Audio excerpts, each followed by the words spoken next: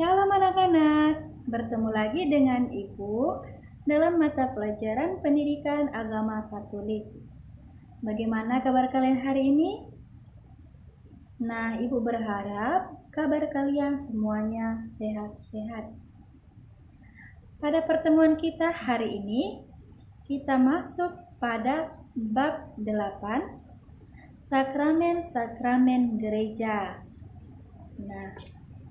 Namun sebelum kita mendalami materi pembelajaran kita pada hari ini, marilah terlebih dahulu sama-sama kita berdoa.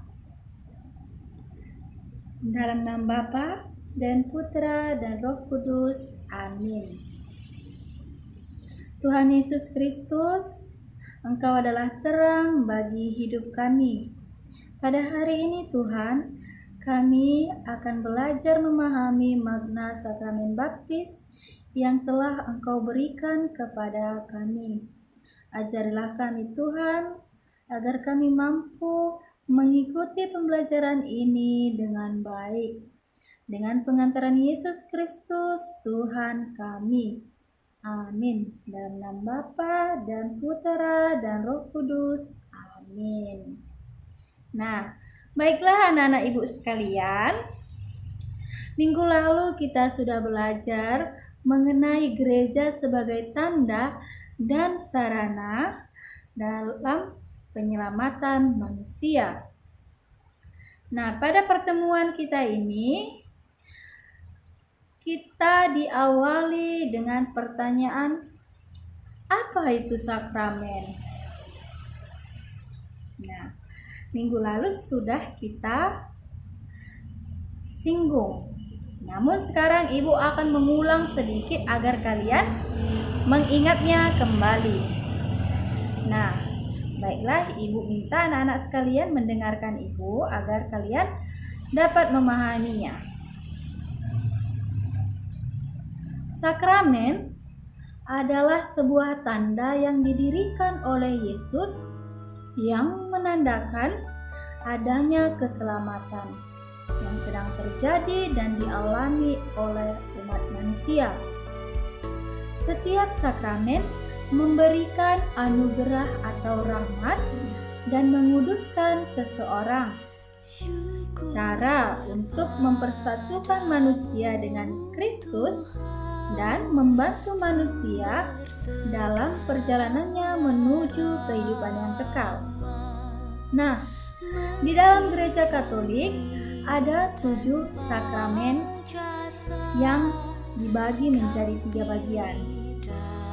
3 bagian itu, yang pertama, sakramen inisiasi terdiri dari sakramen baptis, sakramen ekaristi, dan sakramen krisma. Nah, yang kedua adalah sakramen penyembuhan. Yang pertama terdiri dari sakramen tobat atau rekonsiliasi. Yang kedua, sakramen pengurapan orang sakit. Dan bagian yang ketiga adalah sakramen pengabdian atau pelayanan dan sakramen perkawinan. Itulah dia.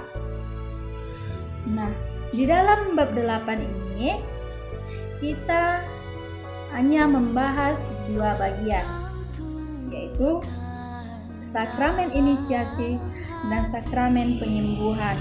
Sedangkan sakramen pengabdian atau pelayanan akan kalian bahas pada kelas berikutnya. Nah, topik yang mengawali pertemuan kita ini adalah sakramen baptis. Nah, anak-anakku sekalian, tentu kalian semua sudah menerima sakramen baptis. Jadi, Ibu akan memberikan penjelasan mengenai sakramen baptis ini kepada kalian.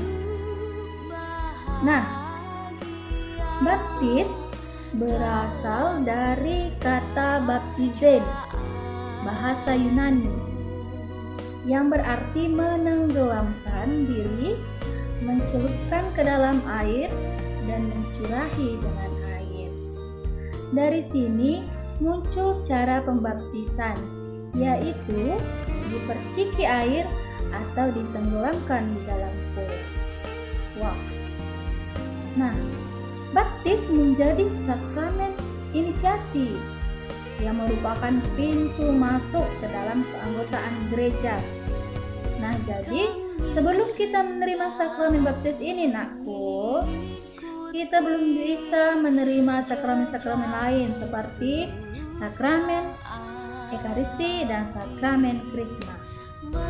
Nah, jadi dengan dibaptis berarti orang bergabung menjadi anggota gereja.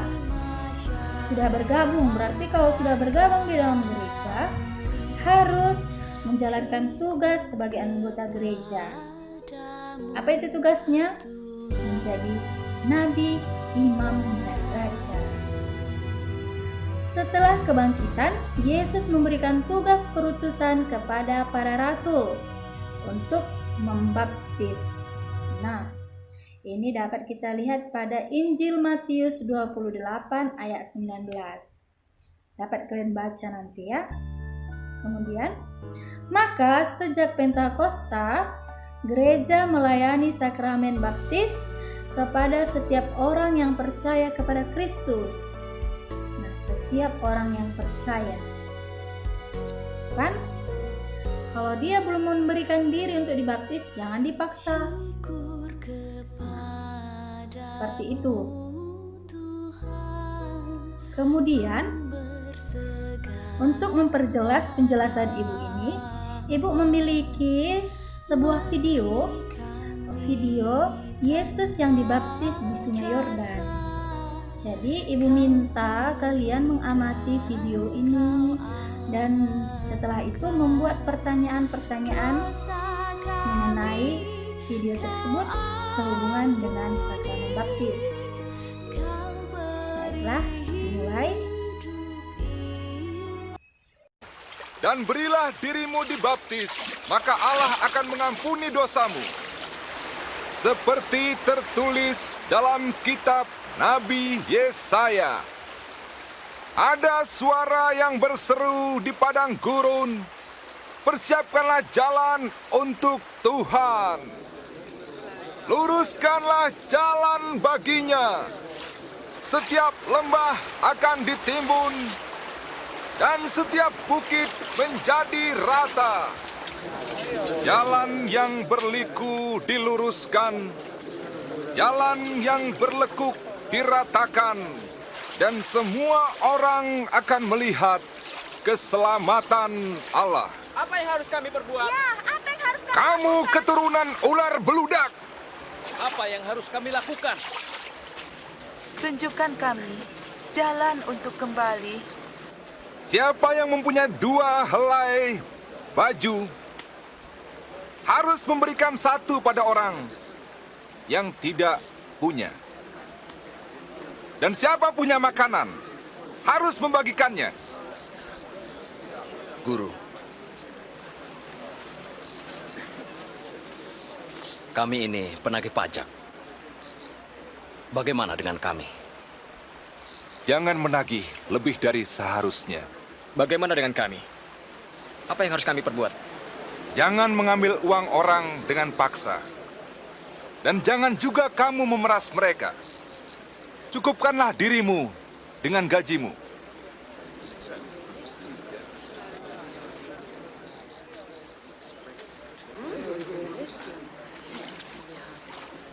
Katakan, engkaukah Kristus?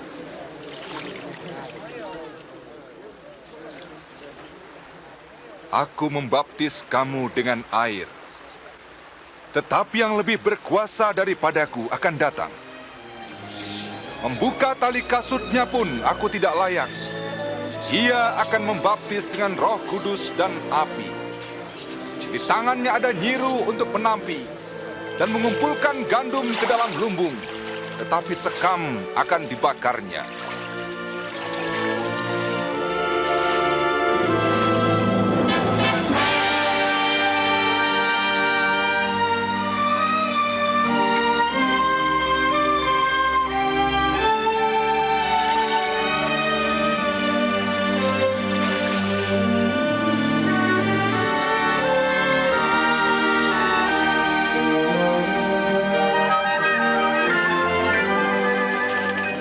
Kudus turun ke atas Yesus dalam rupa burung merpati.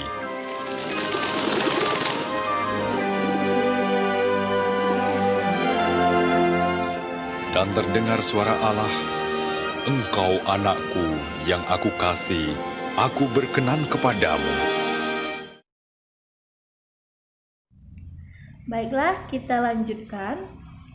Lambang dari sakramen baptis antara lain, yang pertama adalah air. Air yang berarti membersihkan dari dosa-dosa. Dalam perjanjian lama, air dilihat sebagai sumber kehidupan dan kematian. Contohnya, dalam kisah Bahtera, Nuh yang diselamatkan lewat air bah. Dalam kisah penyeberangan Laut Merah, yang di mana Musa membawa umat Israel dari perbudakan di Mesir. Semua itu dalam perjanjian lama ini digenapkan dalam diri Yesus di kayu salib.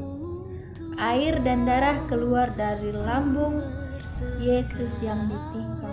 Nah, itulah lambang dari sakramen baptis yang pertama. Dan yang kedua, lilin melambangkan cahaya Kristus sebagai penerang dalam kehidupan.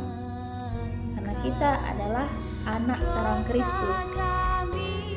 Nah, artinya kita itu sebagai contoh kepada orang-orang di sekitar kita.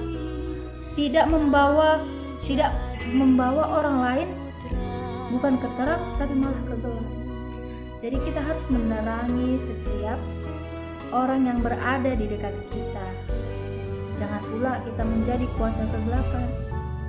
Nah, hal ini dapat kita lihat dari surat Rasul Paulus kepada jemaat di Efesus. Nah, yang ketiga itu kain putih melambangkan kita mengenakan Kristus. Artinya bahwa sesudah dibaptis, kita mengandalkan kekuatan Kristus dalam menjalani hidup.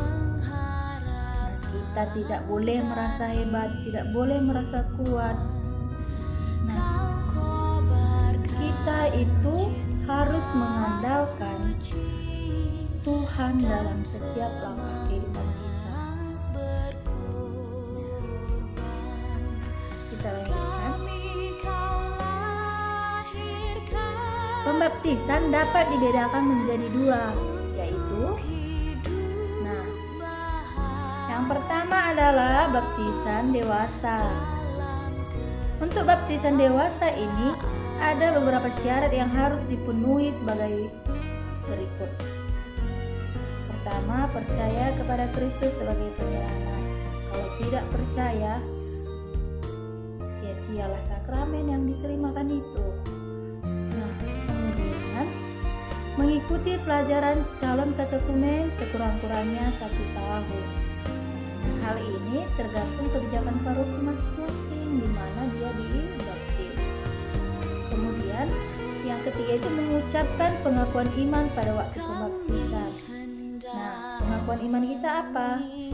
Aku percaya akan Allah Bapa yang Maha Kuasa, pencipta langit dan bumi, dan seterusnya. Nah, itulah dari baptisan dewasa. Nah, kemudian yang kedua itu baptisan bayi. Nah, baptisan bayi memiliki syarat. Nah, syaratnya adalah perlu pendampingan orang tua dan gereja untuk mengucapkan pengakuan iman. Karena apa? Karena anak bayi itu belum tahu apa yang harus diperbuatnya. Nah, jadi di sini orang tua dan gereja lah yang mengucapkan pengakuan iman. Gereja membaptis bayi karena ketika bayi lahir, dosa asal sudah ada. Nah, dosa asal ini dari mana? Nah, itu dari nenek moyang kita, Adam dan Hawa. Kemudian, maka pembaptisan bayi berarti bayi telah diselamatkan dari kuasa jahat untuk dibebaskan menjadi anak-anak Allah. Nah, kalau sudah dibaptis berarti sudah menjadi anak-anak Allah. Nah, kemudian kita lanjutkan. Dalam proses pembaptisan dewasa ada tahapan-tahapan yang harus dilalui, yakni yang pertama masa prakatekumenan. Artinya masa pemurnian motivasi calon yang diakhiri dengan upacara tahap pertama, pelantikan menjadi katekumen.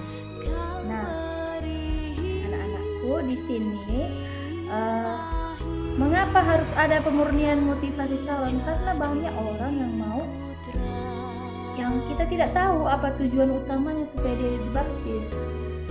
Nah, jadi motivasinya itu harus diluruskan. Nah, mungkin dia motivasinya dibaptis supaya dia punya pacar, dia mau ingin menikah dengan yang Katolik, bukan dari hatinya, tidak tulus berarti dia seperti itu. Kemudian masa katekumenan. Nah, ini adalah masa pengajaran dan pembinaan iman serta latihan hidup dalam jemaat yang diakhiri dengan upacara tahap kedua, upacara pengumpulan katekumenan terpilih. Nah, jadi dalam hal ini walaupun dia sudah belajar, jika motivasinya itu tadi masih belum pas, dia belum bisa diterima menjadi calon katekumen. Baru yang ketiga itu masa persiapan terakhir, yakni masa khusus untuk mempersiapkan diri menerima sakramen inisiasi dan diakhiri dengan tahap ketiga, upacara penerimaan sakramen baptis. Nah, ini adalah untuk supaya si calon baptis itu tahu bagaimana tahap-tahap, bagaimana tata cara dalam upacara sakramen baptis. Nah, ketika menerima sakramen baptis itu ada pertanyaan dari sang imam kepada si calon baptis.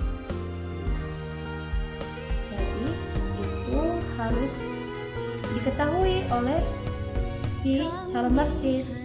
Kemudian masa mistagogi, masa pembinaan lanjutan setelah seseorang menerima sakramen baptis. Artinya setelah dibaptis kita masih memiliki pembinaan lanjutan melalui apa? Nah, melalui pembinaan rohani seperti rekoleksi maupun retret ataupun wisata rohani. Nah, itu untuk apa? Itu untuk menumbuhkan iman yang berkepanjangan dan seumur hidup. Nah, meneguhkan iman supaya tidak mudah digoyahkan. Nah, baiklah. Ada beberapa istilah yang kita jumpai untuk mempelajari sakramen baptis, yakni itu pertama itu katekumen. Katekumen itu apa? Nah, katekumen itu adalah calon baptis. Kemudian katekis. Katekis itu apa? Guru pengajar agama dalam gereja. Nah, ataupun bisa dikatakan kuarta. Kemudian yang ketiga itu katekese. Katekese ini apa? Bahan ajaran ataupun pewartaan tentang Yesus Kristus. Nah, katekismus. Katekismus adalah kamus atau buku yang mencakup materi-materi pewartaan Yesus Kristus.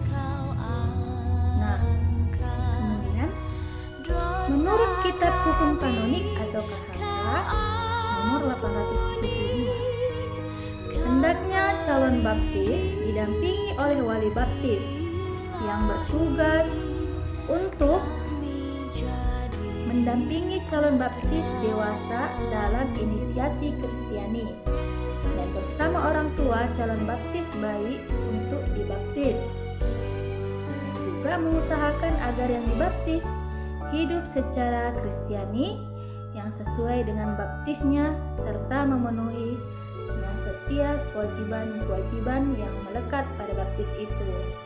Nah, ini adalah tugas wali baptis. Jadi kalau kita ingin dibaptis itu kita harus memiliki wali baptis. Apa gunanya wali baptis ini? Wali baptis ini membimbing kita. Nah, melihat bagaimana perkembangan iman kita, mengarahkan kita. Jadi kalau kita memiliki masalah tentang atau keraguan-keraguan sudah mengenai iman kita, kita harus berbicara dengan wali baptis kita. Ini seperti ini, seperti itu.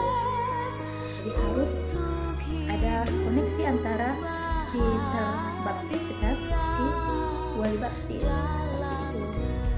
Nah, jadi nakku, selanjutnya buah atau rahmat dari pembaptisan adalah, jadi pembaptisan itu memiliki buah atau rahmat. Nah, jadi apa rahmatnya itu ya? Nah, bagi seorang yang dibaptis, baptisan yang diterimanya membawa rahmat sebagai berikut. Kita lihat. Yang pertama itu penghapusan dosa, baik itu dosa asal, dosa dari nenek moyang kita, itulah tadi Adam dan Hawa, maupun dosa-dosanya sendiri. Setelah dibaptis seseorang menjadi suci. Nah, ketika kita sudah dibaptis, dosa kita dihapuskan. Nah, di situ kita sudah menjadi suci.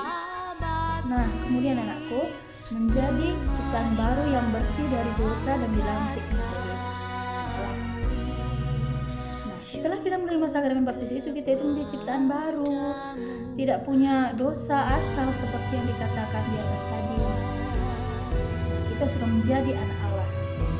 Dan yang ketiga, mampu mencintai Allah dengan sepenuh hati dan memperoleh rahmat pengudusan, mengusahakan kebajikan dalam hidupnya. Nah, artinya ketika kita sudah menjadi anak Allah, kita harus mencintainya, mencintai Allah itu dengan bagaimana? Berbuat baik, membantu orang tua, mengerjakan PR, menghormati guru,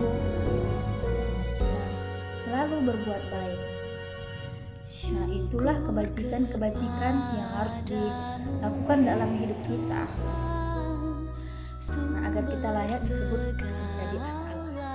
Nah, yang keempat, menjadi anggota gereja Katolik secara resmi. Nah, iya dong, kalau sudah kita dibaptis, kita itu sudah secara resmi menjadi anggota gereja Katolik. Kemudian dimateraikan atau terikat secara kekal dengan Kristus. Nah, ini artinya bahwa sekali kita sudah menjadi Katolik, kita harus tetap Katolik, 100% Katolik. Jadi kalau kita sudah sekali Katolik dan tetap Katolik, kita tidak boleh digoyahkan untuk pindah misalnya ke agama Hindu, ke agama lain. Kita harus mempertahankan iman kita itu dengan betul-betul. Nah, kemudian hanya ketika berpikir dan bertindak seperti yang dikehendaki Yesus Kristus, maka pribadi yang dibaptis menunaikan tugasnya sebagai anggota gereja, yaitu ambil bagian dalam misi Yesus Kristus sebagai nabi, imam, dan raja. Nah, sebagai nabi kita itu menjadi contoh, mengajar. Nah, kalau kita sudah mengajar, pastilah kita jadi contoh. Jangan kita mengajar tapi tidak ada contoh yang bisa dicontoh orang lain dari kita. Nah, kemudian menjadi imam. Imam ini menguduskan sama dengan membimbing.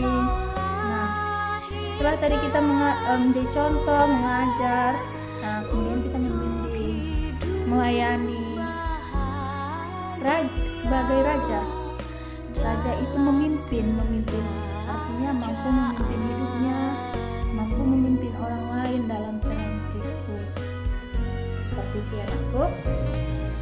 Kemudian penerima sakramen baptis. Nah, siapa saja sih yang bisa menerima sakramen baptis ini? Nah, ternyata yang boleh menerima sakramen baptis ini adalah semua manusia. Nah, semua manusia boleh. Kemudian materi yang digunakan dalam penerimaan sakramen baptis ini yaitu untuk penumpangan tangan dan pemberian air pada dahi. Nanti imam menumpangkan tangan di atas kepala kita, kemudian memberikan air di dahi kita seperti ini. Nah, baru diusap-usap imam. Kemudian imam akan berkata, "Aku membaptis engkau dalam nama Bapa, Putra, dan Roh Kudus. Amin." Nah, seperti itulah penerimaan sakramen baptis. Nah, jadi landasan teologis penerima sakramen baptis ini adalah semua manusia diarahkan kepada Yesus Kristus, penyelamat tunggal dan universal. Jadi Yesus itu adalah penyelamat satu-satunya bagi umat gereja, umat lain. Nah, Tuhan adalah penyelamat tunggal. Tuhan itu adalah Tuhan semua orang, baik dia miskin atau kaya, ataupun dia bodoh, pintar, ataupun dia jahat, ataupun dia baik.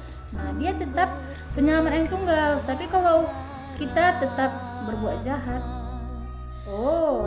tidak bisa sayang.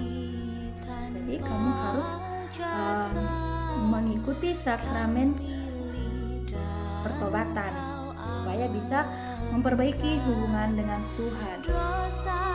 Syarat yang harus dipenuhi adalah beriman kepada Yesus Kristus sebagaimana ditegaskan dalam syahadat iman gereja. Nah,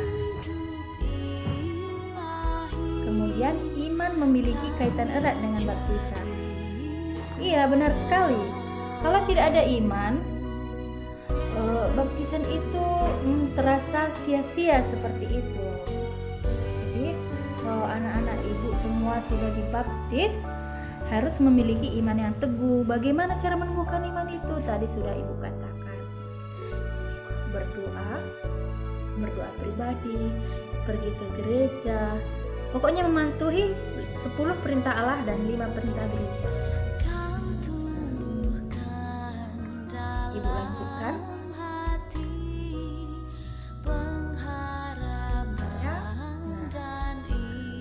Baiklah, ibu akan memberikan peneguhan atas penjelasan ibu yang baru saja kalian dengarkan. Nah, oke.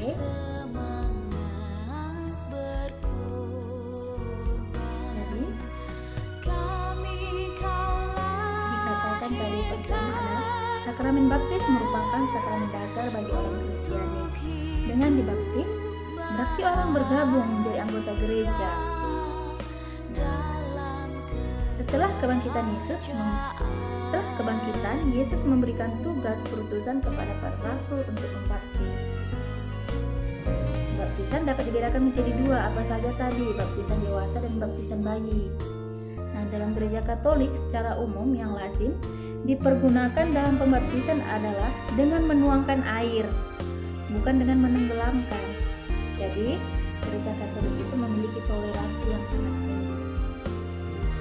Kemudian, lambang yang dipergunakan dalam sakramen baptis antara lain tadi sudah ibu katakan air, lilin, dan kain putih. Kalau kalian mendengarkan saya dengan seksama, tentu kalian sudah memahaminya. Kemudian dalam proses pembaptisan dewasa ada tahapan-tahapan yang harus dilalui, yakni baru saja kita bahas masa pra-ketekumenan, kemudian masa ketekumenan, masa persiapan terakhir, dan masa nista budi. Ya. Jadi boleh nanti kalian post video ini. Nah, kemudian kalian catat apa yang perlu. Nah, apakah pertanyaan yang sudah kalian catat tadi sudah terjawab atau belum? Nah, ibu rasa semua pertanyaan yang kalian buat tadi sudah terjawab. Nah, baiklah anak-anakku, kemudian sakramen baptis memiliki dasar biblis, bukan hanya omong doang. Nah, jadi sakramen baptis ini kita bisa lihat dalam kitab suci Kisah Para Rasul 2 ayat 37 sampai 47. Boleh kita buka sama-sama dan kita baca sama-sama. Baiklah, kalian baca di sana, ibu baca di sini. Sudah dibuka semua kitab sucinya? Komen. Baiklah, ibu akan bacakan. Ketika mereka mendengar hal itu, hati mereka sangat terharu. Lalu mereka bertanya kepada Petrus dan rasul-rasul yang lain, "Apakah yang harus kami perbuat, saudara-saudara?" Jawab Petrus kepada mereka, "Bertobatlah dan hendaklah kamu masing-masing memberi dirimu dibaptis dalam nama Yesus Kristus untuk pengampunan dosamu. Maka kamu akan menerima karunia Roh Kudus. Sebab bagi kamulah janji itu, dan bagi anak-anakmu dan bagi orang yang masih jauh, yaitu sebanyak yang akan dipanggil oleh Tuhan Allah kita." Dan dengan banyak perkataan lain lagi, ia memberi suatu kesaksian yang sungguh-sungguh, dan ia mengecam dan menasihati mereka. Katanya, "Berilah dirimu diselamatkan dari angkatan yang jahat." Orang-orang yang menerima perkataannya itu diselamatkan. Orang-orang yang menerima perkataannya itu memberi diri dibaptis. Dan pada hari itu jumlah mereka bertambah kira-kira 3.000 jiwa. Mereka bertekun dalam pengajaran rasul-rasul dan dalam persekutuan. Dan mereka selalu berkumpul untuk memecahkan roti dan berdoa. Maka ketakutanlah mereka semua, sedang rasul-rasul itu mengadakan banyak mujizat dan tanda. Dan semua orang yang telah menjadi percaya tetap bersatu, dan segala kepunyaan mereka adalah kepunyaan bersama. Dan selalu ada dari mereka yang menjual harta miliknya, lalu membagi-bagikannya kepada semua orang sesuai keperluan masing-masing. Dengan bertekun dan dengan sehati mereka berkumpul tiap-tiap hari dalam bait Allah. Mereka memecahkan roti di rumah masing-masing secara bergilir, dan makan bersama-sama dengan gembira dan dengan tulus hati, sambil memuji Allah, dan mereka disukai semua orang. Dan tiap-tiap hari Tuhan menambah jumlah mereka dengan orang yang diselamatkan. Nah, anak-anakku sekalian, dari bacaan yang sudah tadi kalian baca di sana dan dibaca di sini, apa yang kita dapat? Kisah para Rasul 2 ayat 37-47 ini sangat berkaitan dengan video yang pertama sekali tadi Ibu putarkan. Nah, tadi di dalam video Yohanes Pembaptis mengatakan, "Bertobatlah dan berilah dirimu dibaptis." Nah, dan di sini Petrus mengatakan, "Bertobatlah dan hendaklah kamu masing-masing memberi dirimu dibaptis dalam nama Yesus Kristus." Nah, itulah betapa pentingnya sakramen baptis ini. Dan di dalam video tadi juga Yohanes Pembaptis menyuruh konsekuensi orang yang sudah dibaptis itu adalah apa tadi? Nah, adalah mau menjalankan 10 perintah Allah, mengikuti Dia, merayakan hari Tuhan. Kemudian dalam konsekuensinya ya intinya kita itu harus selalu berbuat baik. Nah, seperti yang Ibu katakan tadi, menolong orang walaupun itu tidak dikenal tapi hati-hati. Nah, kemudian juga rajin ke gereja. Rajin ke gereja bukan asal ke gereja, nakku, tapi harus ikhlas hatinya. Jangan karena aduh dipaksa mama aku ke gereja, enggak enak kali, enggak boleh kayak gitu ya, nakku. Jadi harus kita tanggung jawabi apa yang sudah kita dapatkan dari Yesus Kristus, seperti sakramen baptis itu tadi. Jadi anak-anakku sekalian,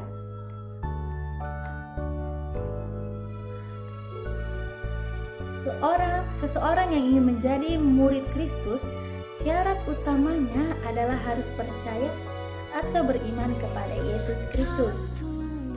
Bagaimana mungkin orang yang tidak percaya dapat mengimani Kristus? Enggak mungkin ya. Kemudian percaya, terlebih beriman tidak berarti hanya sekedar mengetahui, melainkan percaya dan hidup sesuai dengan ajarannya dan berupaya untuk mewujudkan ajarannya dalam kehidupan nyata sehari-hari. Artinya kita hidup ini jangan omong doang. Kita tidak perlu berkata aku baik, tetapi buktikan dengan dengan sikap, dengan cara penyampaian. Nah, kalau kita selalu mengungkit-ungkit kebaikan kita kepada orang lain, itu namanya tidak baik, aku. Nah, itu namanya pamrih. Nah, sesuatu yang membutuhkan pamrih itu adalah tidak baik. Jadi apa adanya. Kalau kamu berbuat baik sama dia tidak berbuat baik sama kamu, ya kamu harus tetap berbuat baik. Itulah syarat menjadi murid Yesus tadi. Kemudian sakramen baptis menghasilkan buah atau rahmat, yaitu seperti yang tadi sudah dikatakan. Jadi anak-anakku sekalian, nah dari materi yang telah Ibu sampaikan pada pembelajaran kita ini, nah anak-anakku sekalian harus merefleksikannya, mengingat, memahami apa yang Ibu katakan tadi, kalau sakramen baptis ini menuntut kita harus bertanggung jawab akan iman yang telah ada pada kita. Nah, jika kita sudah dibaptis, kita memiliki tanggung jawab menjadi anak Allah. Nah, kalau kita anak Allah, nggak mungkin dong kita permaluin bapak kita. Jadi harus kita mencerminkan ajaran Kristus itu.